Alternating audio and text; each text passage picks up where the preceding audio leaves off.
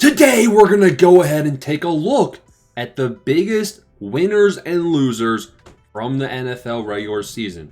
The regular season is now complete, pretty much, and we have all the information we need to know, who actually improved their stock dramatically and who are the biggest losers.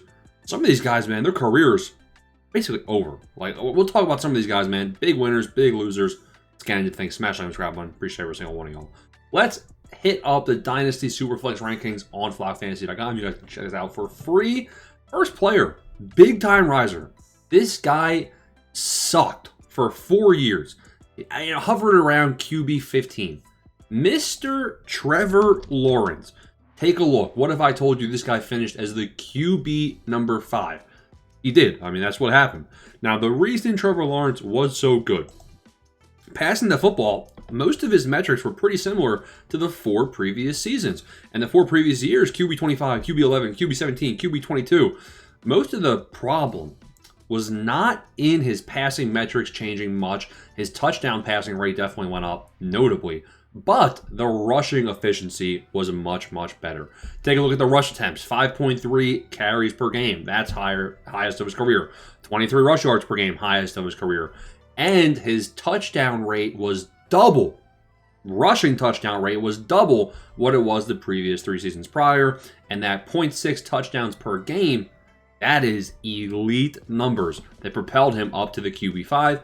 You can call him, you don't think of Trevor Lawrence as a dual threat, but he played like a dual threat this season. Factor that in with the fact that this buddy is 26 years old. Trevor Lawrence definitely improved his stock this year, and he was a big winner from the actual season. Not to mention, they go out, they get Travis Hunter. They didn't even have to use him, and he was QB5. When Travis Hunter comes back, you're going to have Parker Washington, who looks good. Travis Hunter, who should be solid. Better than Diami Brown. You have Jacoby Myers, who they traded for. Instant connection. Tight end, Strange is all right, but you can honestly only go up from there if they do something in the draft. Or if not, Strange is serviceable. And then BTJ had his worst season. His rookie season was 16 points per game. BTJ, we'll talk about him actually right now. So that's the next game. But Trevor Lawrence, definitely a big winner. Like we just said, BTJ, man. This guy, every week I said, buy low, buy low, buy low. It's going to change. I think he was banged up. I still am a sucker. I still think BTJ has better days ahead. However, his dynasty value definitely takes a massive hit. His rookie season, 17 points per game on average. Elite numbers. He was out there, 90% snap, 90% snap share in 2025. I just think he was banged up. I think that the season was just a disaster for him. If you watch film on Brian Thomas Jr., there's times he was open, there's times he was dropping passes, even touchdowns. Look at the touchdown rate. Only 2 touchdowns on the season. And if we go to 2024, wow. 1, 1, 2, 1, 1, 1, 1, 1.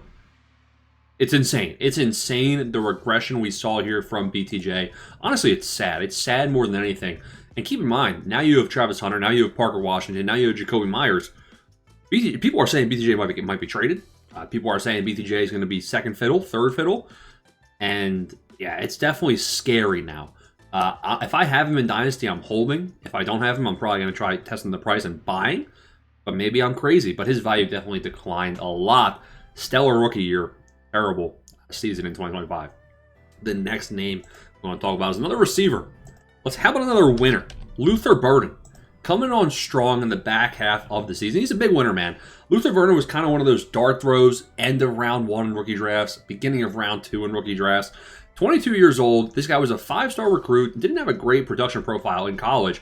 But looking at Luther Burden and what he did the second half of the year, first half, wasn't really getting any snaps, wasn't really getting much reps. And now, Keenan Allen on the Chargers, you think about what Keenan Allen did in Chicago. And now you have DJ Moore in Chicago kind of taking that role. You have Rome Odunze. Rome Odunze has been out. With Rome Odunze being out, it opened up the door for Luther Burden to get more opportunities. And he's definitely made the most of it. Most recently, a 28-point bomb. 8 catches, 9 targets, 140 yards, and a touchdown in Week 17. They still lost to San Fran, but his role has continued to increase. He's continued to get more and more trust. And I think that moving forward, it's going to be the Rome Odunze show and the Luther Burden show. DJ Moore will be odd man out. Caleb Williams has a bright future. The Bears offense clearly has a bright future. So Luther Burden, big time riser. You hit on a nice late first or early second round pick. Bijan Robinson, I mean, the big winner part of this here is that he was fairly ranked coming into the year. He truly was an elite talent. He truly is an elite talent, and he produced accordingly. 21.5 points per game in an offense that wasn't good. Penix banged up. Cousins, not that good. The touchdown rate is half as good as it was last year, yet he's still averaging more points per game. Look at the receiving, man. 52 receiving yards per game this season. Much more receiving work involved this year. Now, the bad news is Algier, it was a pest. Algier was definitely a big pest. Algier might be leaving in free agency, though. That's something to watch. It would open up a lot more red zone opportunities for Bijan. But this guy's a stud, and you're going to hold on to him for the long term. He's definitely a winner. 2 losers back-to-back, guys where their career's over. These are the guys I was talking about. David Montgomery. David Montgomery, the Lions' new OC. No more Ben Johnson. No more Ben Johnson. No more David Montgomery. It's the end of an era, man. This guy's touchdown rate, take a look. Touchdown rate dramatically down from what it was the past 2 seasons. Receiving work way down. Snap percentage, 37% of the snaps. Way down. Lions offense just not as good. Gibbs' stock definitely goes up. Montgomery's goes down. And I'm going to loop Kamara in with Montgomery. It's the end of an era for both of these guys. Obviously, Monty has 2 years less age on Kamara.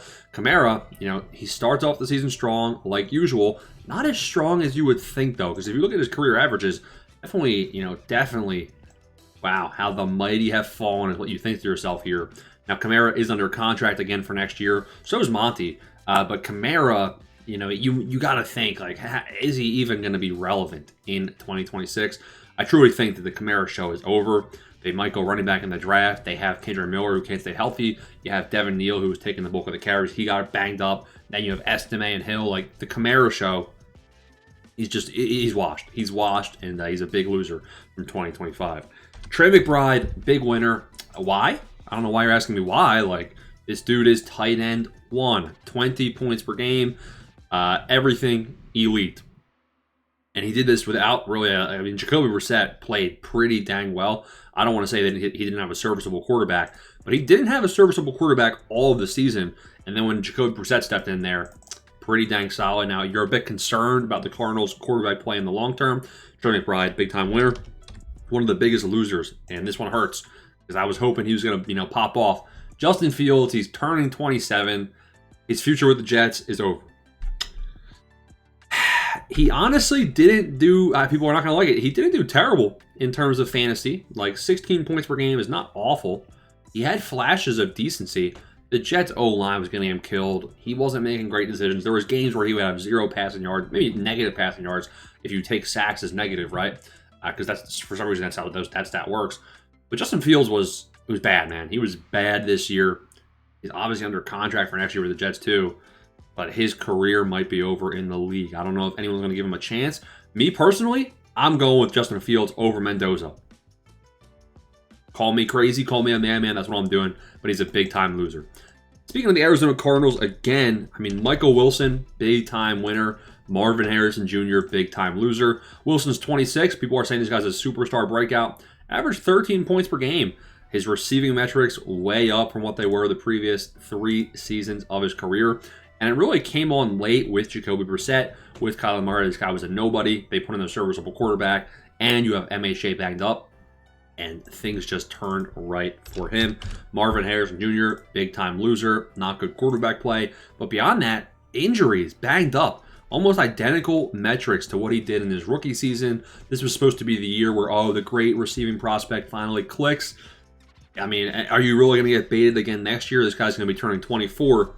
How much longer do we allow the leash to be? Jaden Daniels, big-time winner at being a loser. Jaden Daniels definitely falls down in my ranks. I'm thinking this is RG3 2.0. Rookie season, had some magic, looked good. The defenses couldn't figure him out. This year, banged up. When he wasn't banged up, wasn't playing great. He was banged up pretty early, so he couldn't run the football as much as we were accustomed to seeing in that rookie campaign. So I just don't believe in Jaden Daniels long term. I do think that, if he stays healthy and if the Commanders help him, I don't know what they have to do, but if they help him, maybe better O-line protection, I don't know. But if Jaden Daniels is good, he's good. He's good. but can he stay healthy? So definitely a big time loser because his rank definitely, he was in some dynasty startups, he was getting drafted at the 101, 102, or 103. So I mean, he's definitely fallen since then. Speaking of 101, 102, 103, you're looking at Drake May, currently ranked number 2 in all of Dynasty. Huge riser. Only 23 years old. Does it on the ground. Does it through the air. Look at the boost from 2024. From 14 points per game, less than that, 13.6, all the way up to 21. The touchdown rate is insanity. 1.9 touchdown passes per game. The rushing touchdown rate, honestly, wasn't great. Like, he was more efficient as a runner last season. And yet his points per game went up by 8. Drake May, big-time riser, and deservingly so. If you have this guy, you're sitting on a gem, it seems like, for the next 7 years. So, lucky you. Tom Brady 2.0. I hate Tom Brady so much, bro. But there it is. Winners and losers from the 2025 season. We can do another one of these vids. There's plenty more winners and losers. Let me know in the comments any names that, come to mind. And if you want to see another one, smash that subscribe button. Thanks for watching.